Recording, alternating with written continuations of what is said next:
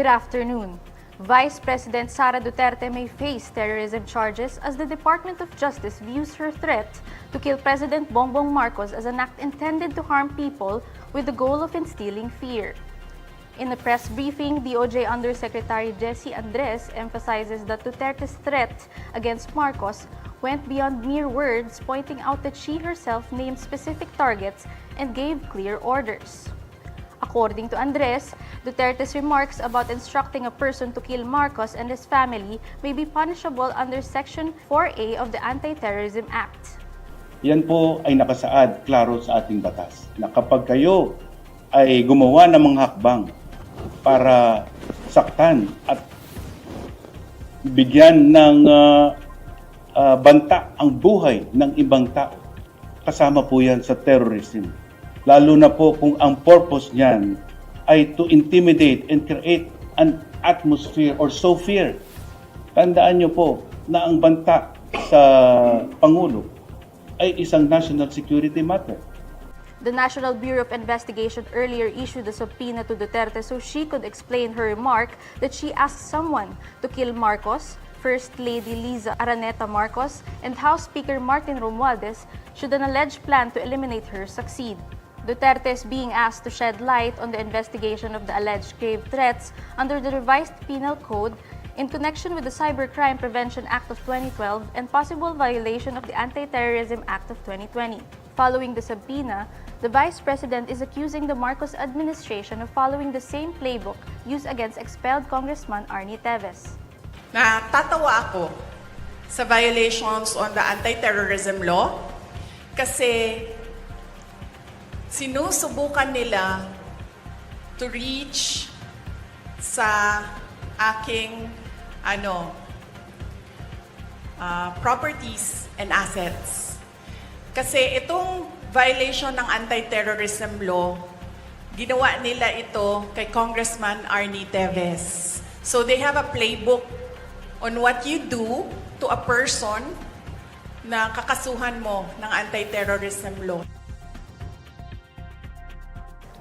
Vice President Sara Duterte says she is considering filing charges for disobedience, kidnapping, and robbery against the Philippine National Police. Duterte makes the pronouncement after noting that the complaints filed by the PNP against her would supposedly not hold water. Duterte also reprimands the PNP after it admitted to not having any information on the supposed threat against her life.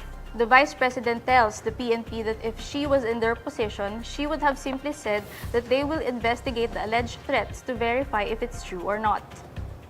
Nakakahiya na meron tayong pulis na hindi nila alam ang threats sa Vice President. Nakakahiya yan, ma'am.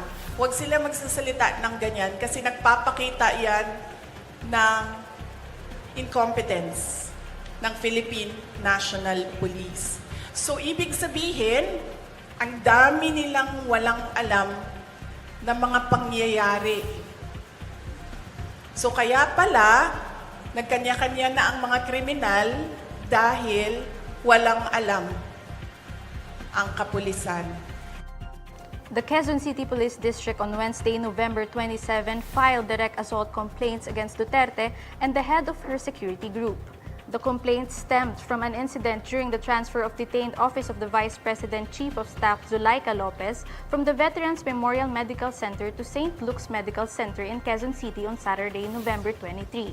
PNP Chief General Romel Marbil earlier said video evidence showed Colonel Raymond Lachica of the Vice Presidential Security and Protection Group physically assaulting QCPD Medical and Dental Unit Chief Lieutenant Colonel Jason Villamor. An extraordinarily large fleet of Chinese ships are spotted inside the territorial sea of Pagasa Island, according to a West Philippine Sea monitor. In a social media post, Sea Light Director Ray Powell says at least 73 ships were spotted on Tuesday, November 26, at least 2.5 nautical miles off Pagasa Island, well within its 12 nautical miles territorial waters. Powell notes it was the largest Chinese vessel swarm he's seen off Pagasa Island. In a follow-up post, Powell says about 83 Chinese maritime militia and fishing vessels were spotted within Pag-asa's territorial waters on Wednesday, November 27. According to Powell, this latest move might indicate that China is taking advantage of the political turmoil in Manila to send a message directly referring to the verbal feud of President Bongbong Marcos and Vice President Sara Duterte. Pagasa Island is the largest maritime feature in the Kalayaan Island Group, which serves as the seat of the local government of the municipality of Kalayaan in Palawan. More than 400 civilian locals call the island home, together with stationed military, law enforcement, and civilian government personnel. However, China asserts ownership over the entire South China Sea, including Pagasa Island, despite the 2016 International Tribunal ruling invalidating its sweeping claims. And these are the stories you need to know today. I'm Faith Argusino. Follow INQUIRER.net on Facebook, X, YouTube, TikTok, Instagram, and Reddit. For more stories, visit INQUIRER.net.